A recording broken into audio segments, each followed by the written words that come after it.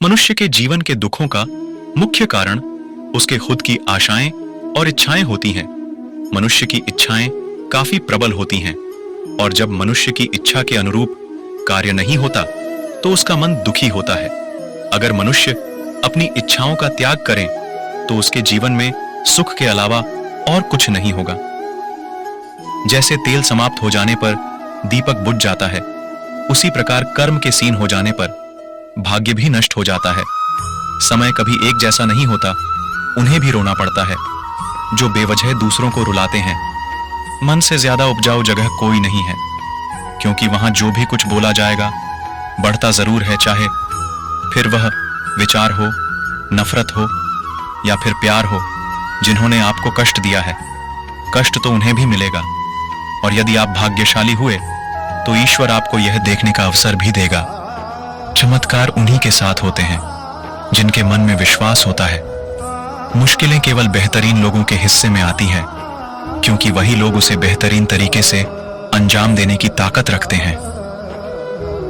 जिस परिस्थिति को बदल पाना संभव ना हो, उसको लेकर अपनी मनोस्थिति को बदल लीजिए, कुछ हद तक समाधान अवश्य मिलेगा। जहां अपनों के सामने सच्चाई साबित करनी पड़े, वहां बुरे बन जाना ही ठीक है।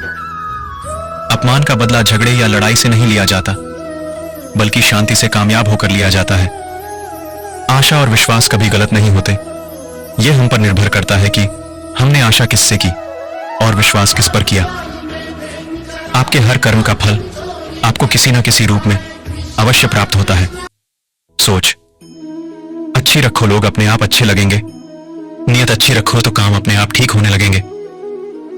जब कोई हाथ और साथ दोनों ही छोड़ देता है, तब कुदरत कोई ना कोई उंगली पकड़ने वाला भेज देता है। उसी का नाम कान्हा है।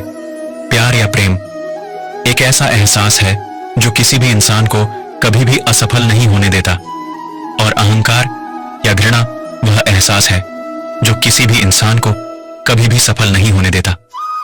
जो मनुष्य अपने जीवन को अपने अतीत या अपने भूतकाल के भरोसे जीते हैं, उन्हें श्री कृष्ण मार्गदर्शन देते हुए कहते हैं कि मनुष्य का जीवन ना तो उनके भूतकाल में है और ना ही भविष्य काल में है।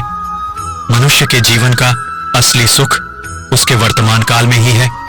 इसलिए हर मनुष्य को अपने वर्तमान के जीवन का पूरा आनंद लेना चाहिए और निस्वार्थ भाव से सत्य कर्म करते रहना चाहिए। हमारी मन की आस्था और हमारा प्रेम एक ऐसी शक्ति है जिस पर हमारा खुद का नियंत्रण होता है, और हमारी आस्था और प्रेम जिस चीज में भी लग जाए, उसी चीज में हमें श्री कृष्ण के दर्शन हो जाते हैं, क्योंकि श्री कृष्ण का वास संसार के कण कण में है। जिस मनुष्य के मन में अहंकार का वास होता है, उस मनुष्य के जीवन से उसकी प्रतिष्ठा, उसका वंश और उसका वैभव तीनों समाप्त होते चले जाते हैं। जीवन में कभी भी दान देते समय मनुष्य को अहंकार नहीं करना चाहिए, क्योंकि हो सकता है जिसे वो दान दे रहा है, उसे दान देकर वो अपने पिछले जन्म का कर्ज चुका रहा है। मनुष्य को बुरे कर्म करने की आवश्यकता नहीं होती। बुरे कर्म खुद ही हो जाते हैं, पर अच्छे कर्म खुद से नहीं होते। मनुष्य को अच्छे कर्म स्वयं अपनी इच्छा से करने पड़ते हैं, तभी उसका जीवन सफल हो पाता है। सदियों से ईश्वर अपने भक्तों की परीक्षा लेता आया है, और इस परीक्षा के दौरान ईश्वर अपने भक्तों को अनेक प्रकार के कष्टों से सामना करवाता है।